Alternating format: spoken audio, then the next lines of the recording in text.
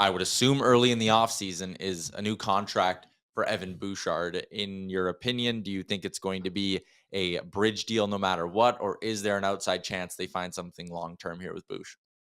Well, it's funny that you said early in the summer because I think in a perfect world, the Oilers wanted to get something done a while ago. And Mhm. I don't know how quickly this is going to come together because part of this becomes a leverage issue. Bouchard is in this spot where, because of the way his contract broke in terms of the slides and the experience that he's gained in the league at this point in time, he doesn't have any arbitration rights, which is really where you start to gain some leverage. The only thing he can really kind of dangle over the Oilers is this idea that they, he could be subject to an offer sheet, which of course he could. And we've seen some in recent years where that is the case. I think it's a rather long shot, but if you're someone that wants to put a wrinkle into the Oilers and how they do business, maybe that's a player that you end up targeting. You see how critical and important he was to their blue line. I'm not, certainly saying anything like that is likely, but the point is, if you're looking for a leverage point in Bouchard's camp to try and avoid a bridge deal, perhaps that's one path you go down. Um, that's what the Oilers want to do. They'd like to get him on a 2-year bridge deal, somewhere in the neighborhood of $4 million, like somewhere in that range, 3.5.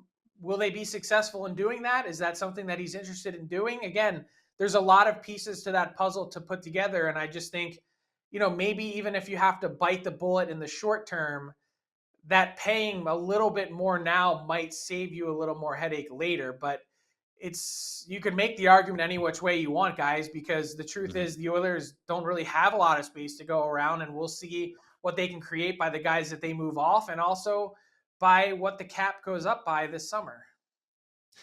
Yeah, okay, so that's an interesting one, right? Because a lot of people are kind of going with the assumption, hey, this team's only going to have 6 to 8 mil because the cap's only going up 1 to 1.5. But there is, I know I've asked you this before, but I'll ask again. There is a real chance this thing goes up like 3 or 4 million, right?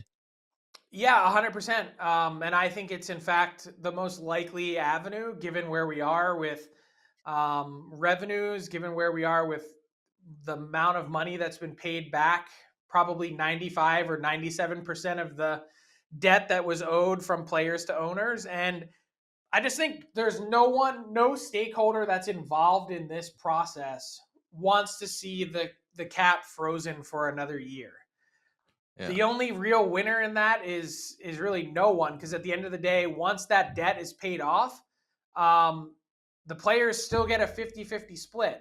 So let's say the cap is artificially low for another year and that debt is paid off sooner, and you have revenue that essentially flows over what those expectations are. The owners then have to write a check back to the players at the end of next season, so it becomes a you know a who's paying who type scenario. Should the players just be getting more from the start? Should teams have more flexibility from the start? There's a lot of things to consider. And I still think at this point in time, as we've yet to get any sort of substantive negotiations yet, that that seems to be the most likely path. Got anything on your brain, Liam? I got a lot on my brain, Tyler. I'll ask you one question, Frank. Just Nick Bukestad, I think, came to this team at the deadline and was pretty impactful. They tried to play him in the top six in the playoffs too. Do you think there's a guy that could come back next season? I guess for how much too?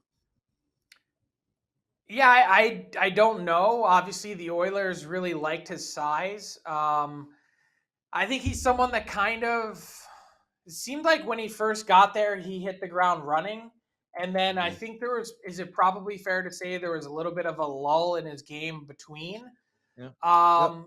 And then sort of kind of picked it right back up at the end a little bit. The last maybe 4 or 5 games, you were like, even in this round, Mhm. you're like, oh, he's definitely more noticeable.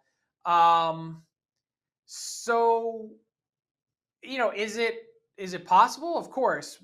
Is he looking for a raise? And what did he think of the fit? I think that's important to consider as well, because you could make the argument with a guy that has scored 17 goals this year, didn't have much to show for it by way of assists, that he's probably in line for a bit of a raise and probably not one that the Oilers are going to be interested in handing out.